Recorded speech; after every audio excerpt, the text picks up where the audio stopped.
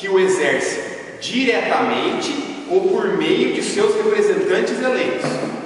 Mas o poder emana do povo, né? Então o que acontece? Nessa lógica, a legislação urbanística, por exemplo, nós temos em 2001, que é o mesmo ano da lei que criou a APA aqui, que é o Estatuto da Cidade. O Estatuto da Cidade é uma lei que dá amplos poderes para o prefeito, que é o chefe do executivo municipal, garantir a democracia e a participação no desenvolvimento da cidade.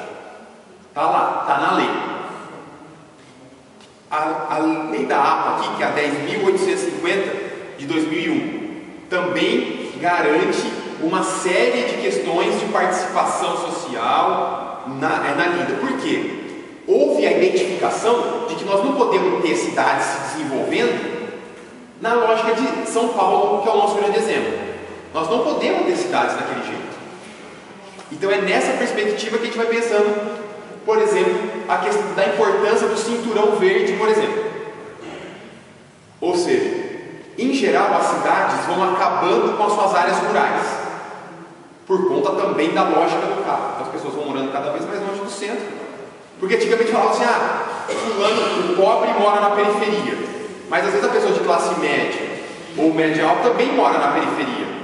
Se você olhar, Joaquim Egídio é a periferia de Campinas, porque fica longe do centro da cidade. Então, nessa lógica, a cidade tem que ser pensada de uma maneira democrática. Então não dá para eu, enquanto empreendedor, com todo o respeito aos empreendedores, o direito deles empreenderem, mas eu não posso ter um negócio que eu vou gerar um impacto negativo para o restante da sociedade. E o nosso direito ambiental é claro no que diz, que a gente é a lei do poluidor pagador. Se eu gero uma externalidade para a sociedade, um problema externo para a sociedade, eu enquanto empreendedor tenho que arcar com esse custo. Por quê? As cidades em geral elas vão sendo pressionadas a nós, enquanto sociedade, arcarmos com as externalidades dos empreendimentos, no caso imobiliários, nesse caso que nós estamos discutindo aqui. Por quê? O que acontece?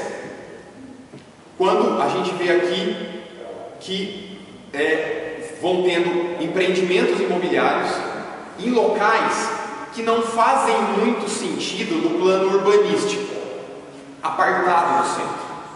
Existem, uma coisa histórica que ao longo de décadas foi se estabelecendo. Outra coisa que virou interessante economicamente, começa a pipocar condomínio e bairros para todo lugar longe da cidade. Então o que acontece? Eu vou dar um exemplo do outro lado da cidade, que é o exemplo clássico da especulação imobiliária, região do Campo Grande. O que acontece? Você tem um núcleo central da cidade. Aí o que acontece? A prefeitura autoriza que você